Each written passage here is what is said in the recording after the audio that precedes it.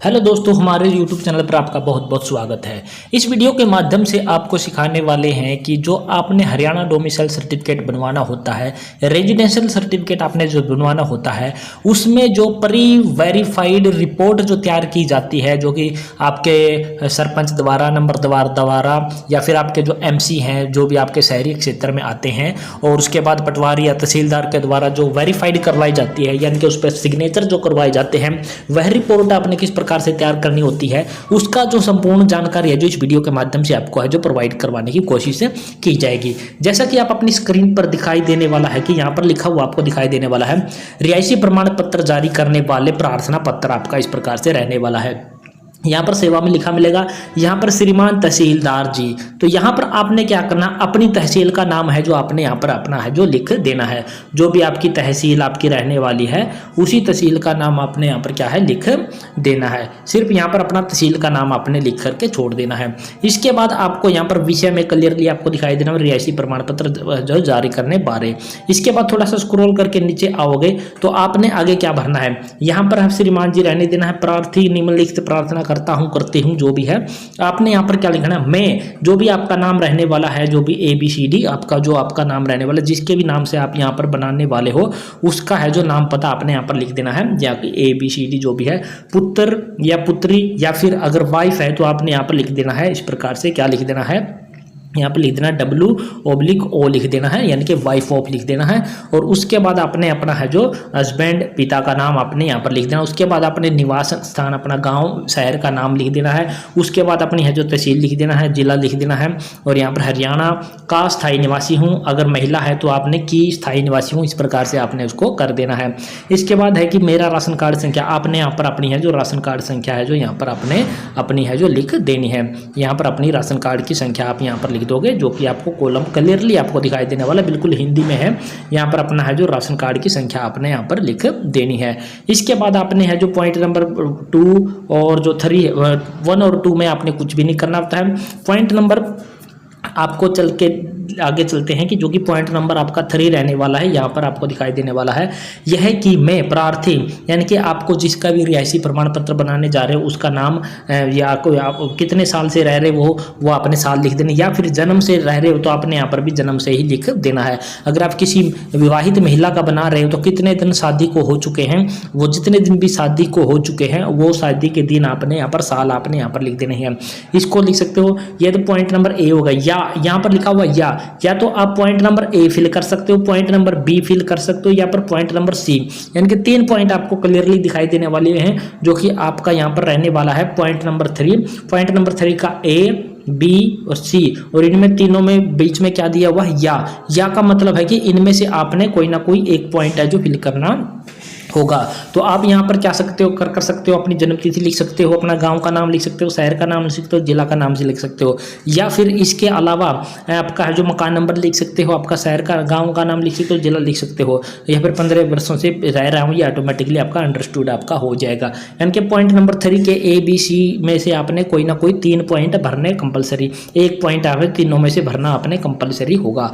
इसके बाद जिसका भी ये रिहायशी प्रमाण पत्र आप बनाने जा रहे हो उसका यहाँ पर क्या लिखाना है, सिग्नेचर करवाने हैं, या फिर उसका अंगूठा आपने है जो यहाँ पर लगवा देना होगा। चाहे वो लड़का है, लड़की है, महिला है, पुरुष है, कोई भी है, उसका अंगूठा या का निशान आपने यहाँ पर है जो लिखवा देना है। इसके बाद स्क्रॉल करके जैसे हम नीचे आते हैं तो यहाँ पर आपकी है जो एक रिपोर्ट और आपको दिखाई देने वाली है, जो कि आपको यहाँ पर है जो सरपंच से भी हो सकती है, नंबरदार से भी हो सकती है, या फिर MC की भी रिपोर्ट आपकी हो सकती है। इन तीनों में से एक द्वारा आपने है जो ये करवानी जरूरी होती है। गाँव की बात करें तो आपका सरपंच सरपंच से न करवा करके आपने क्या करना है, इसको नंबरदार से करवा लेना है, क्योंकि नंबरदार की है जो मान्यता ज़्यादा है जो सरपंच से होती है, क्योंकि 5 साल के लिए सरपंच होता है, लेकिन नंबरदार है जो आपका परमानेंट होता है।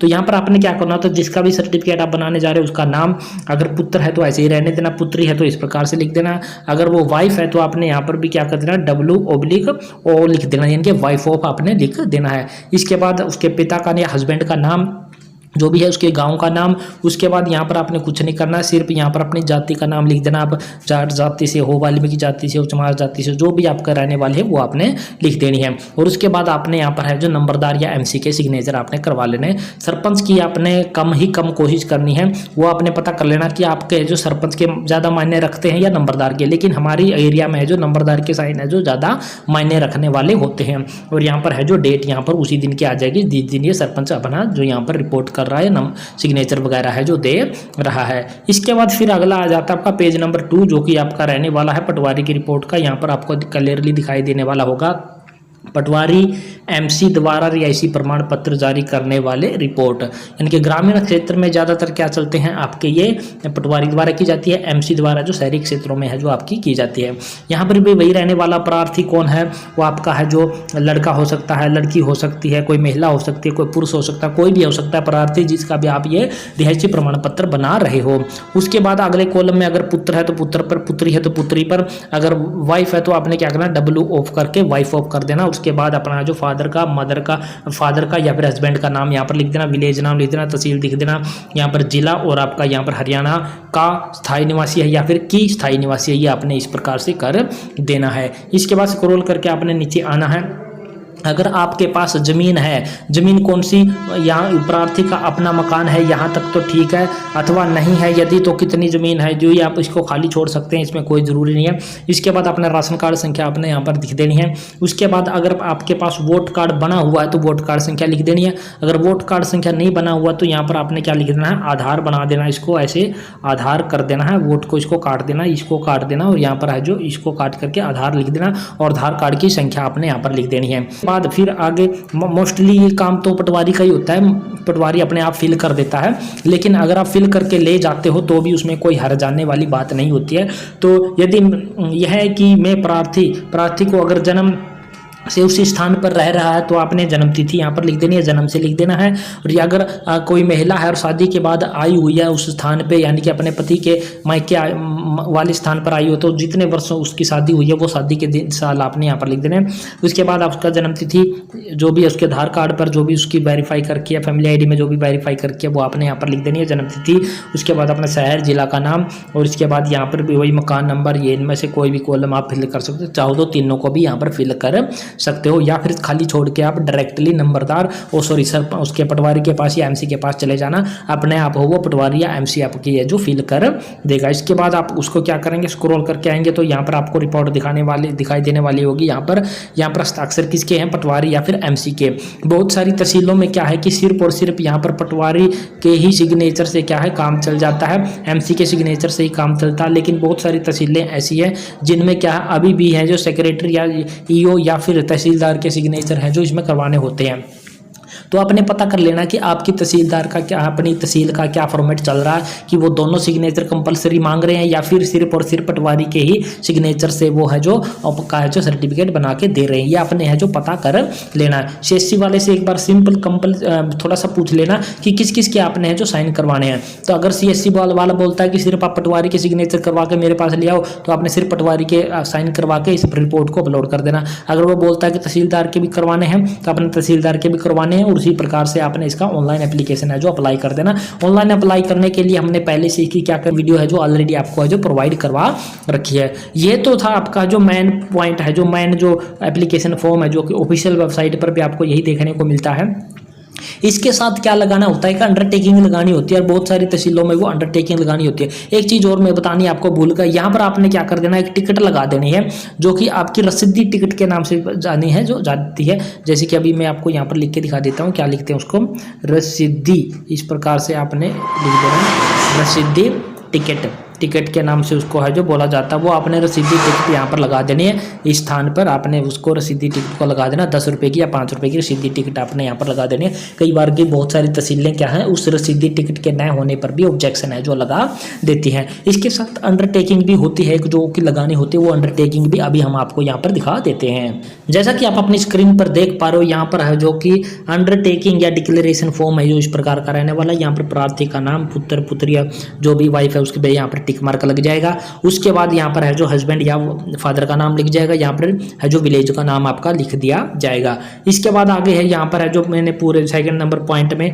कि मैंने किसी भी राज्य से यहाँ पर जो हरियाणा डोमिसाइल या रिहायशी प्रमाण पत्र है जो नहीं बनवाया है, यह है कि अब मुझे, अगर आप स्वयं के लिए बना रहे हैं तो यहाँ पर आपने टिक मार्क लगाना, अगर आप अपने पुत्र के लिए बनवा रहे हैं तो पुत्र पर टिक मार्क लगाना है, अगर आप पुत्री के लिए बनवा रहे हैं तो यहाँ पर पुत्री पर टिक मार्क लगाना। ये क्यों बनवाए, अंडरटेकिंग है ये। अगर आपका पुत्र या पुत्री 18 साल से कम है तो ये अंडरटेकिंग है जो पिता की तरफ से या माता की तरफ से है, जो ये अंडरटेकिंग है जो दी जाने वाली होती है। अगर वो 18 साल से ऊपर है आपका पुत्र या पुत्री तो वो स्वयं पर टिक मार्क लगाकर यहाँ पर है जो सबमिट इसको करवा सकते हैं। अगर 18 साल से कम है तो यहाँ पर क्या करना है, मुझे अपने पुत्र के लिए या फिर पुत्री के लिए जिसका नाम है जो पुत्री का नाम आपने यहाँ पर के लिए है जो पत्र बनवाना चाहती हूँ या चाहती हूँ, माता या पिता दोनों की तरफ से किसी की तरफ से भी है जो अंडरटेकिंग है जो दी जा सकती है। तो हम यहाँ पर क्या करें, मान लीजिए पुत्र के लिए बनवा रहे हैं तो यहाँ पर क्या करेंगे, पुत्र का नाम के लिए रिहायशी पत्र बनवाना चाहती हूँ तो यहाँ पर है जो हरियाणा डोमिसाइल का नाम या रिहायशी प्रमाण पत्र बनवाना चाहती हूँ, इस प्रकार से लिख देना। इसके बाद यहाँ पर कुछ भी निकलना होता है, जिसके भी नाम आपने यहाँ पर जो भी अंडरटेकिंग देने वाला होता है, जो भी पिता है या आपका स्वयं हो या फिर आपके माता है तो उसके सिग्नेचर यहाँ पर और यहाँ पर है क्या हो जाएंगे, नंबरदार के सिग्नेचर, मोहर लग जाएगी, सिग्नेचर आपके हो जाएंगे। उसके बाद स्क्रॉल करके नीचे आओगे तो यहाँ पर भी क्या हो जाएंगे, माता या पिता का क्या है सिग्नेचर हो जाएगा, यहाँ पर आपका स्थान हो जाएगा, यहाँ पर दिनांक आपने है जो लिख देना है। ये जो अंडरटेकिंग है ये हर एक तहसील की अपनी अपनी फॉर्मेटिंग हो सकती है, लेकिन मोस्टली जो इसमें डाटा है जो सेम ही आपका प्रकार का होने वाला होता है। तो ये अंडरटेकिंग आपने है जो इस एप्लीकेशन फॉर्म के साथ लगा देनी है। और बहुत सारी तहसीलें ऐसी हैं जो इस प्रकार की अंडरटेकिंग लगवाती भी नहीं है, और वो जो 2 पेज का जो PDF मैंने अभी आपको दिखाया था, जो वीडियो के डिस्क्रिप्शन बॉक्स में भी आपको प्रोवाइड करवा दिया जाएगा, वही है जो मान लेते हैं और उसी के माध्यम से आपका जो हरियाणा डोमिसाइल का सर्टिफिकेट है जो बनाकर आपको दे दिया जाता है। इन चीज़ों का कोई मायने नहीं रखता, क्योंकि आपकी फैमिली आईडी में जो डाटा है वही आपका है जो हरियाणा डोमिसाइल सर्टिफिकेट पर आपका जो प्रिंट होकर आता है। यहाँ पर हम कुछ भी फिल कर लें, आपकी स्पेलिंग कुछ भी कर लें, कुछ भी लिख दें, इससे कोई मतलब नहीं होता। लेकिन एक फॉर्मेलिटी है, ये प्री वेरिफिकेशन जो कि रिपोर्ट के नाम से इसको जाना जाता है। और जब इसको ऑनलाइन एप्लीकेशन अप्लाई करते हो हरियाणा डोमिसाइल के लिए तो आपको वहाँ पर ये चीज़ अपलोड करनी होती है। और उसका ऑलरेडी अपलोड एक वीडियो हमने ऑलरेडी आपको प्रोवाइड करवा रखा है कि आपने बिना CSC पर जाए घर बैठे अपना हरियाणा डोमिसाइल किस प्रकार से बनाना है, उसका वीडियो आपको ऑलरेडी है जो प्रोवाइड हमने करवा रखा है। तो ये थी पूरी जानकारी दोस्तों कि आपने प्री वेरिफिकेशन रिपोर्ट है वो किस प्रकार से तैयार करनी है। और एक बात और बतानी भूल गया कि इस प्री वेरिफिकेशन रिपोर्ट के साथ अपना है जो आधार कार्ड, आपका राशन कार्ड, आपका जो कोई भी 10वीं की DMC लगा सकते हो, आपका वोटर कार्ड लगा सकते हो, अपनी फैमिली आईडी लगानी है, यानी कि 4-5 आईडी जितनी भी आपके पास अवेलेबल हो। मोस्टली फैमिली आईडी से अलावा भी आपने 2 आईडी लगानी होती हैं, जो कि आपका है जो आधार कार्ड हो गया, उसके साथ साथ आपका राशन कार्ड हो गया, हरियाणा जो कि आपकी 10th प्लस 2 की आपकी DMC भी हो सकती है, और उसके साथ साथ आपका है जो क्या फैमिली आईडी हो सकती है, वोटर आईडी कार्ड हो सकता है, पैन कार्ड भी आप मोस्टली कई केसों में है जो लगा सकते हैं। तो इस प्रकार से ये आपकी रिपोर्ट तैयार हो जाती है और इसको जो ऑनलाइन एप्लीकेशन फॉर्म अप्लाई करते वक्त इसको जो आपने अपलोड करना होता है। बहुत सारे साथियों के कमेंट आ रहे थे तो हमने इसके लिए ये वीडियो आपको प्रोवाइड करवा दिया, और आशा करते हैं हमारे द्वारा दी गई जानकारी आपको पसंद आई होगी। पसंद आई तो हमारे चैनल को आपने क्या कर देना, सब्सक्राइब कर देना। सब्सक्राइब करने के साथ साथ वीडियो को अपने दोस्तों मित्रों के साथ आपने साझा जरूर कर देना है। तो जय हिंद, जय भारत दोस्तों।